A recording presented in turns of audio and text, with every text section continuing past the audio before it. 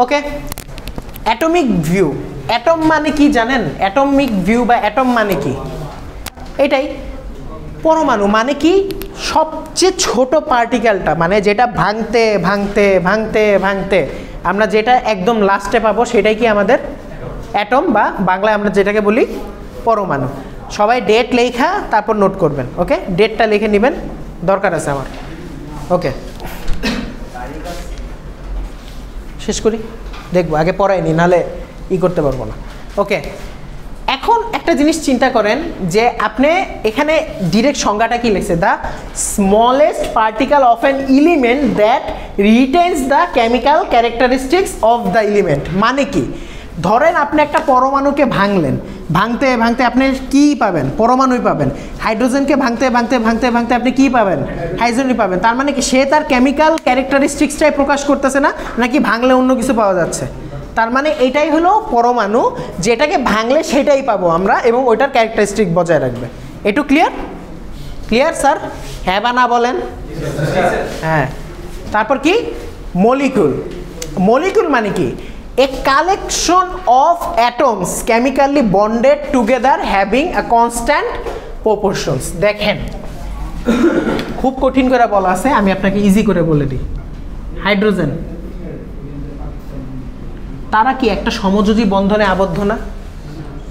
তাই না? তার মানে কি তারা সমযোজী বন্ধনে আবদ্ধ। এবং হাইড্রোজেনে কি কখনো আপনি H3 দেখছেন? তারা কি অলওয়েজ H2ই থাকে না? তার মানে এখানে দুইটা জিনিসই আপনি পাইলেন না, যে একটা অনেকগুলো অ্যাটম। দেখেন হাইড্রোজেন কয়টা পরমাণু নিয়ে গঠিত? দুইটা না? তার মানে কি দেখেন আপনি কি পাইলেন? Collection of atom. কথাটা সত্য? ওকে, বন্ডেড টুগেদার। বন্ডেড টুগেদার না, এটা আগানো যাবে না। আমি মেইনলি ঝামেলা করি আসলে কোথায় আমি বুঝছি এইটাতে। ওকে, এটা কি সত্য হয়েছে? বন্ডেড আছে, তাদের একটা কনস্ট্যান্ট প্রপোর্শন আছে। এটা কি সত্য হয়েছে? 2। আপনি কি কখনো 3 দেখছেন? না। তার মানে কি এই জিনিসটা তো বুঝতে পারছেন যে অ্যাকচুয়ালি যেমন পানি, পানিতে কনস্ট্যান্ট প্রপোর্শন কি 2:1 না? এটা কি কোনো চেঞ্জ হয়ে পানি কি দেখছেন H3O2 হয়েছে? ওটা তো আর পানি থাকলোই না তখন। কিন্তু এবার কি বুঝছেন যে তার মানে আমার মলিকিউলে 3টা ফ্যাক্টর থাকবে। একাধিক অ্যাটম নিয়ে গঠিত হবে, 2 তারা একটা বন্ডে আবদ্ধ থাকবে, 3 তাদের কনস্ট্যান্ট প্রপোর্শন থাকবে। এমন কি কঠিন কিছু হইলো স্যার? কেমিস্ট্রি বুঝতেছেন? ওকে, আরেকটা হলো কেমিক্যাল ফর্মুলা। এটা তো বুঝছেনই যে uses symbol to show the elements in a compound and subscript to indicate properties of element. দেখেন এটা খুব কঠিন করে বলা হয়েছে, আমি আপনাদের বলি। এই জিনিসটাকে বলা হয় কি জানেন? H3SO4। এগুলাকে বলা হয় এক একটা কি বলে বলে তো?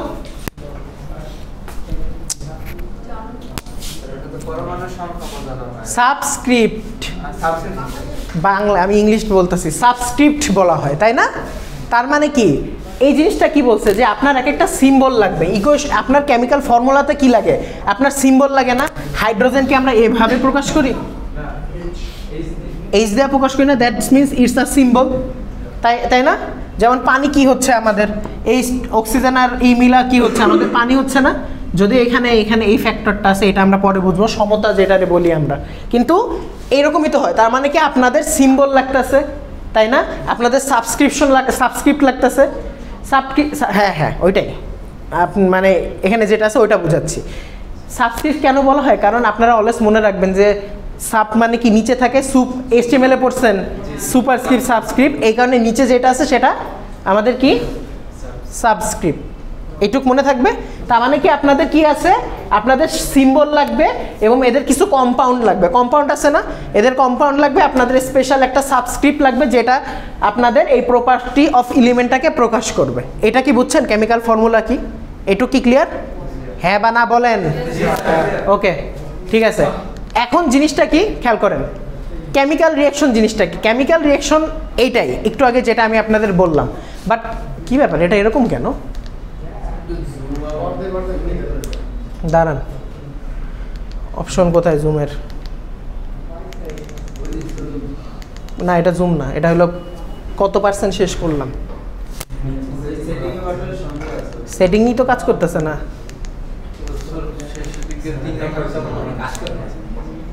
কাজ তো করে অবভিয়াসলি, আমি মনে হয় পারি না। আচ্ছা বাদ দেন।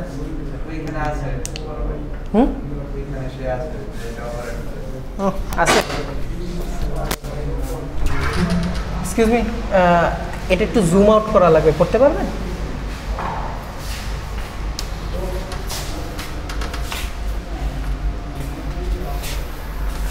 কারণ সব স্লাইড একসাথে হচ্ছে না।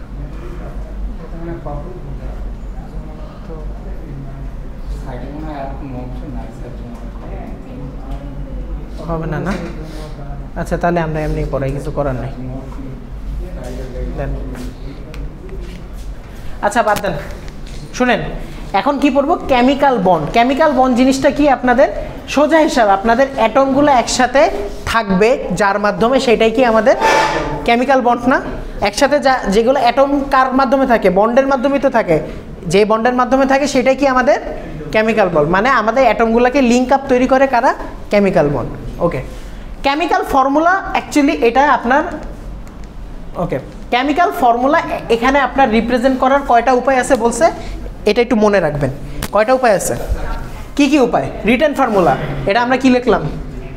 Written formula. তারপর কি আছে? স্ট্রাকচারাল ফর্মুলা, হাইড্রোজেন দেখতে কেমন, অক্সিজেন দেখতে কেমন, এটার আইকা আইকা যে ফর্মুলাটা করা হয় সেটা কি? Structural formula. Ball and stick, যেমন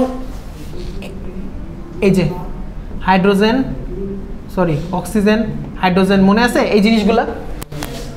এই যে স্টিক অ্যান্ড বল দিয়ে যেটা করা হয় সেটাই কি? বল স্টিক ফর্মুলা। আর স্পেস ফিলিং, এটা হলো, এটা অলওয়েজ মনে রাখবেন 3D ফর্মুলা। কি বলবো? এটা দেখানোর জন্য এই যে এটা কি?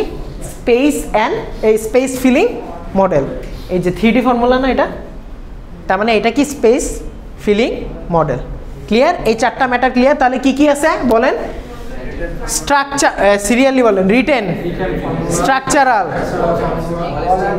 বল অ্যান্ড স্টিক, আর হলো স্পেস ফিলিং। ওকে ঠিক আছে। কেমিক্যাল রিঅ্যাকশন কি?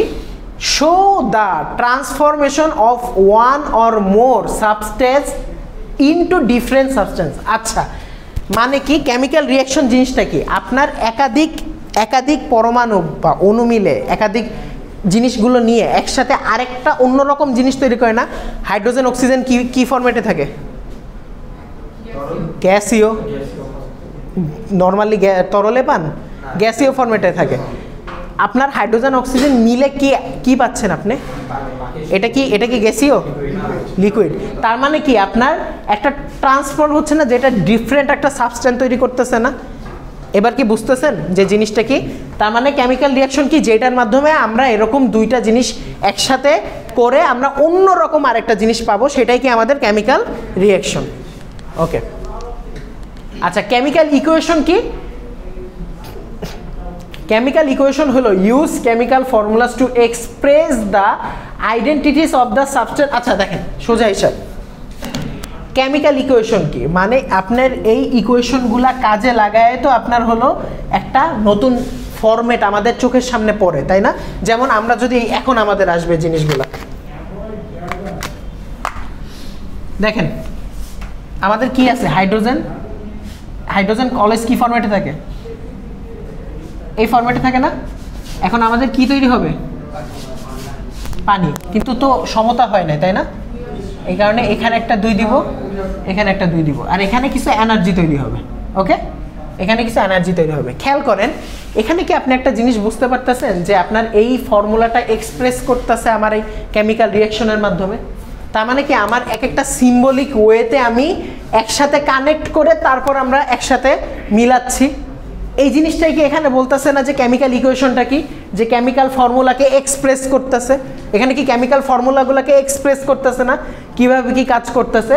আর আরও একটা কথা বলছে, use coefficients to indicate the quantities of the substance involve in a reaction. এই যে এগুলা কি আপনার কোয়ান্টিটি বোঝাচ্ছে না? কত পরিমাণ পানি বের হবে? 2 অণু পানি বের হবে, তাই না? কত পরিমাণ হাইড্রোজেন লাগবে? 2 অণু হাইড্রোজেন লাগবে। একটা কি লাগবে? অক্সিজেন লাগবে। কিন্তু অ্যাকচুয়ালি ইকুয়েশনটা এরকম না, অ্যাকচুয়ালি ইকুয়েশনটা হবে এই রকম হয়, কিন্তু আমরা এখানে হাফ ইউজ করতে পারি না দেখে উভয় পক্ষে আমরা 2 দিয়ে গুণ করে দিই। এবার কি বুঝতে পারতেছেন যে আমাদের একটা কোএফিসিয়েন্টস লাগতেছে আর আমাদের কি লাগতেছে কেমিক্যাল ফর্মুলা লাগতেছে। এবার কি বুঝছেন এই পয়েন্টার মানে? ক্লিয়ার হয়েছে? ওকে, ক্লিয়ার না হলে বললেন অ্যাটলিস্ট, নাহলে আপনি না বললে আমি বুঝবো না। ওকে, এখন কি বলতেছে যেটা হলো যে মিক্সচারটা কিভাবে আপনি ধরেন একটা জিনিস মিক্স করলেন, এখন এই মিক্সটা কিভাবে আপনি আলাদা করবেন। কি লিখছে এখানে, টপিকের নাম পড়েন তো। তার মানে কি আপনার এক একটা মিক্সচার আপনি কিভাবে আলাদা করবেন সেটা টেকনিকে এখানে কি আছে বলা আছে। উঠান স্যার, আপনি ফালায়া হতাশ। ওকে, আপনি একটা জিনিস খেয়াল করবেন যে মিক্সচার অ্যাকচুয়ালি কয় রকম এটা আপনার এখন বলতে হবে। একটা কি বলে ফিল্টারেশন। ফিল্টারেশন জিনিসটা কি একদম ইজি। আপনি যখন নুডলস তৈরি করেন তখন আপনার যে পানি ছাঁকেন না, বা চা তৈরি করলে যে ছেঁকে বের করেন, এটাকে কি বলে ফিল্টারেশন। প্রবলেম এটা বুঝতে? ওকে, পরে যেটা আছে সেটা হলো কি বলেন, কি আছে ডিস্টিলেশন। এইটা মানে কি, এইটা বুঝার একটা ফ্যাক্টর আছে, কিন্তু এ তো খুবই তেরা। আচ্ছা যাই হোক, ডিস্টিলেশন শুনেন, ডিস্টিলেশন কিভাবে করবেন আমি আপনাদের এখন শিখাই। এখানে ধরেন আপনার দুইটা কম্পোনেন্ট আছে। ওকে, দুইটা কম্পোনেন্ট কি কি আছে ধরেন, একটা আছে কি সোজাভাবে আমি যদি আপনাদের ক্লিয়ারলি বলতে চাই, আপনার একটা পানি আছে যেটা 100 ডিগ্রি সেলসিয়াসে ধরেন বাষ্প হয়ে যায়, আর একটা পানি আছে যেটা 70 ডিগ্রি সেলসিয়াসে বাষ্প হয়ে যায়। ধরেন আমি জাস্ট বলতেছি, একটা শর্ট উদাহরণ দিই, তারপরে এখানে আমরা আসতেছি। এখন ধরেন দুইটা পানি আমি একসাথে একত্র করলাম, কি হইল মিক্সচার। এখন আমি ধরেন 70 ডিগ্রি সেলসিয়াস দিলাম পানিতে, তাহলে সবার আগে কে বাষ্প হবে? সেটা বাষ্প হবে। এখন ধরেন ওই বাষ্পটাকে আমি ধইরা কোনো একভাবে আরেকটা বালতিতে আরেকটা পাতিলে নিয়ে আস্তে আস্তে তাপমাত্রা কমাই দিচ্ছি, তাহলে কি ওই পানিটাই আমরা আবার ব্যাক পাবো না? আর এই দিক থেকে কি 100 ডিগ্রি সেলসিয়াসটা রয়ে গেল না? তার মানে কি আমার এই মিক্সচারটা এই যে আলাদা হয়ে গেল না দুইটা, তার মানে একটা মিক্সচার আমরা আলাদা করলাম না। এই টেকনিকটাকেই বলা হয়, বলেন কি বলে? এইখানে এটা বলছে একটু ফ্যান্সি টার্মে, আমি আপনাদের বলি, আরেকবার বলবো। ওকে, চিন্তা করেন যে আপনার কাছে দুই প্রকার পানি আছে। ওকে, এক প্রকার পানি বাষ্প হয়ে উড়ে যায়, বা যেটাকে আমরা স্ফুটনাঙ্ক বলি, যা মেল্টিং পয়েন্ট বলি বা যাই বলি আমরা, এটাতে কি হয় আমাদের 100 ডিগ্রি সেলসিয়াসে একটা পানি বাষ্প হয়ে যাবে, আরেকটা পানি আছে আপনার কাছে 70 ডিগ্রিতে বাষ্প হয়ে যাবে। দুইটা একসাথে মিক্স করলেন, আপনার কাছে একটা মিক্সচার তৈরি হয়ে গেল। এখন আপনি ওই মিক্সচারটা একটা বালতিতে রেখে বা একটা পাত্রে রেখে সেটার নিচে আপনি তাপ দিচ্ছেন। এখন যখন 70 ডিগ্রিতে রিচ হবে তখন কি আপনার দুইটাই বাষ্প হবে? কোনটা বাষ্প হবে? যেটা 70 ডিগ্রিতে আছে। এখন ধরেন বাষ্প যেটা আছে ওইটা আপনি আকাশে না উড়ায়া আপনি কি করলেন, একটা পাইপ নিয়ে আপনি আলাদা করে সুন্দর মতো করে ওই বাষ্পটা আরেকটা পাত্রে রাখা আপনি সুন্দর মতো ওইখানে ঠান্ডা করতেছেন ওই জিনিসটা। তাহলে কি হইলো, এখানে আপনার ওই 70টা আবার আলাদা পাত্রে জমা হইলো না? তার মানে কি এই পাত্রে আপনার ওই 100টা রয়ে গেল, এই পাত্রে আপনার 70 ডিগ্রি সেলসিয়াসের পানিটা রয়ে গেলো। তার মানে কি একটা মিক্সচার থেকে আপনি একটা টেকনিক ফলো করে আপনি দুইটা জিনিস আলাদা করছেন, বা সেপারেটিং মিক্সচার যেটা আমাদের টপিক ওইটা করছেন। এই যে টেকনিকটা, এটাকে আমরা কি বলবো? ডিস্টিলেশন। ক্লিয়ার? এখন চলেন এখানে কি বলছে এটা আমরা একটু বোঝার ট্রাই করি। সেম জিনিস, দুইটা পাত্র রাখছে, এখানে একটা মিক্সচার রাখছে। Clear sir? এখন না। ওকে, এখানে একটা মিক্সচার আছে। ওকে, এখন কি করতেছে, যখন এখানে নির্দিষ্ট পরিমাণ একটা ধরেন ফোর্স দিচ্ছে, তাপই ধরেন, যেটা আলাদা সেটা তো উড়ে যাচ্ছে, তাই না? মিক্সচারটা তো একটা আলাদা থাকবে, যে উড়ে যাচ্ছে এটা একটা নলের মাধ্যমে, দেখেন এখানে একটা নল আছে, এই নলের মাধ্যমে এই দিকে আনতেছে। কিন্তু চিন্তা করেন নলের মধ্যে থেকে কিন্তু বাষ্প আসতেছে না, পানি আসতেছে। দেখতেছেন এটা কি করছে? এটা আসলে পানি আসতেছে না, ওই যে আমি বললাম না ঠান্ডা করছে কি, এই নলের মধ্যে আগে থেকে এক জায়গা থেকে কোল্ড ওয়াটার একটা ঢুকাচ্ছে আর বের করছে, যাতে টেম্পারেচারটা ঠান্ডা থাকে, নর্মাল না ঠান্ডা থাকে। হ্যাঁ হ্যাঁ, তো এইখানে যখন ও বাষ্পটা আছে ও অলরেডি ঠান্ডা হতে হতে ভিতরে যাচ্ছে না, তার মানে এইখানে যেটা পড়তেছে সেটা কি ওই পিওর ওয়াটারটা না যেটা বাষ্প হয়ে উড়ে যাওয়া ধরছিল, আমরা ওইটাকে টাইনা দইরা এপাশে আলাদা করছি, আর এখানে যেটা বাকি আছে সেটা এখানে থেকে যাবে। ধরেন এই টেকনিকটা অ্যাকচুয়ালি এখানে কি দিছে জানেন? ইনপুটে দিছে হলো আপনার সমুদ্রের পানি, সি ওয়াটার। সমুদ্রের পানির মধ্যে কি কি থাকে? লবণ আর পানি। তার মানে আপনি যখন তাপ দিচ্ছেন, এই যে এই ডিস্টিলেশন করে আপনার এই পানিটা এখানে জমা করছেন, আর এখানে কি থাকবে? শুধু লবণ, সোডিয়াম ক্লোরাইড বা লবণ। এবার কি ক্লিয়ার যে ডিস্টিলেশন কিভাবে কাজ করে? এখন যদি আপনাকে আমি বলি যে সমুদ্রের পানি থেকে লবণ এবং পানি বের করার পদ্ধতি বর্ণনা করো, না পদ্ধতিটা কি এবং বর্ণনা করো, আপনারা অ্যান্সার করতে পারবেন না? এই যে ডিস্টিলেশন।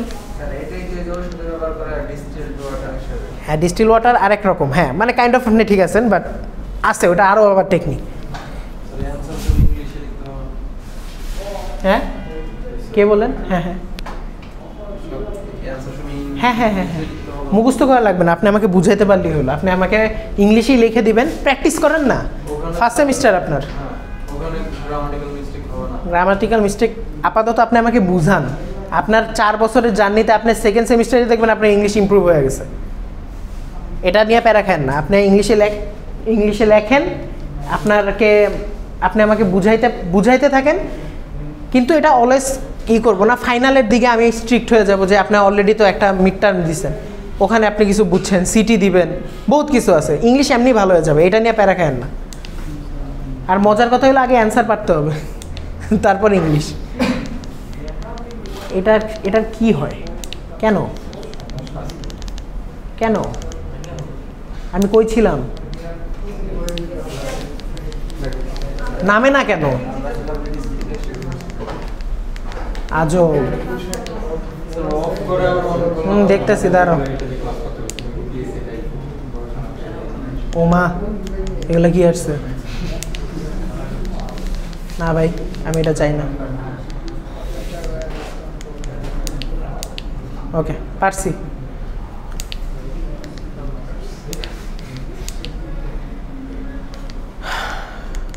এটা যে ডানে বামে যাচ্ছে আমি তো বুঝতে পারতেছি না। Wow,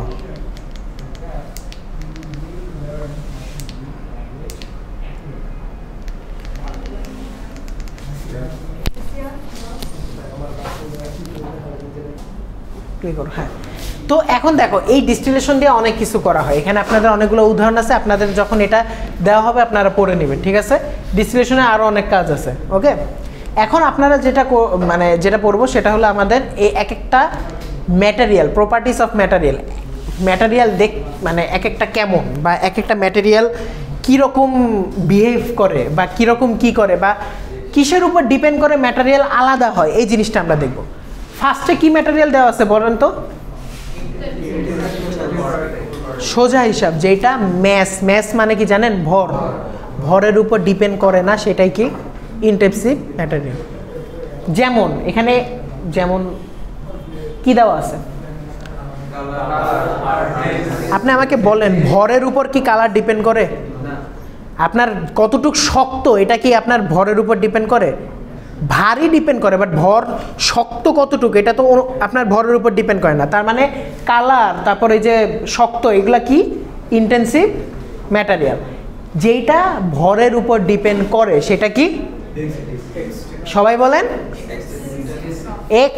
extensive properties. জি বলেন কোনটা? হ্যাঁ, এটা ডেনসিটি সূত্র দিছে, এটা ওটার সাথে রিলেটেড না, ওটার সাথে রিলেটেড না, এটা আলাদা, জাস্ট ডেনসিটি সূত্র দিছে। এক্সাম্পল এইটা, কিন্তু এটা ডেনসিটির সূত্র। বুঝেন নাই? আমি বললাম কি যে এটা এক্সাম্পল, এটা সূত্র, এখানে কমা দিছে ভুলে, দুইটা আলাদা, কারণ ম্যাস অলরেডি আছে, দেখতেই তো পারতেছেন। ওকে, যেমন ভলিউম, ম্যাস, এগুলোর মধ্যে সব ম্যাসের উপর ডিপেন্ড করতেছে না। সোজা হিসাব আপনার এই যে কোয়ালিটি, আপনার যে কোয়ান্টিটিটাই কি আমার ম্যাস না? যার মধ্যে যত জিনিস থাকবে সেটাই তো তার কোয়ান্টিটি। এই কোয়ান্টিটি জিনিসটা যখন ভ্যারি করবে তখনই কি এটা এক্সটেন্সিভ প্রপার্টিস, আর যেটা করবে না ইনটেনসিভ। উদাহরণ ভলিউম, ম্যাস, ডেনসিটি। এবার বুঝছেন? ওকে, আচ্ছা এখন আপনাদের দুইটা ইম্পর্টেন্ট জিনিস, একটা হলো ফিজিক্যাল প্রপার্টি আর একটা হলো কেমিক্যাল প্রপার্টি। এখানে কি কি লেখা আছে আপনি একবার পড়েন তো, কি বলা দেখেন তো জোরে।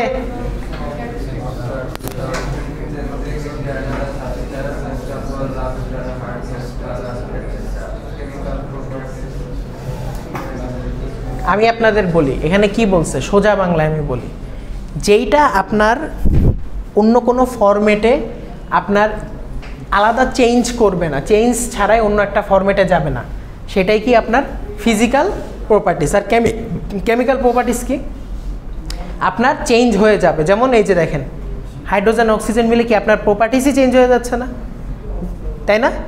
তার মানে এই জিনিসটা বুঝছেন যে এখানে আপনি হাইড্রোজেনের দিতে পারেন, কি জানি উদাহরণ দিতে পারেন যে কিভাবে পদ্ধতি চেঞ্জ হচ্ছে। যেমন কি শুনেন, সোডিয়াম খুবই টক্সিক একটা কেমিক্যাল না, এটা কিন্তু পানিতে দিলে কিন্তু বুম করে ওঠে, এটা জানেন পানির মধ্যে। কিন্তু এটার সাথে যদি ক্লোরিন যোগ করেন তাহলে কি হয় জানেন, লবণ, যেটা আপনি খান। তার মানে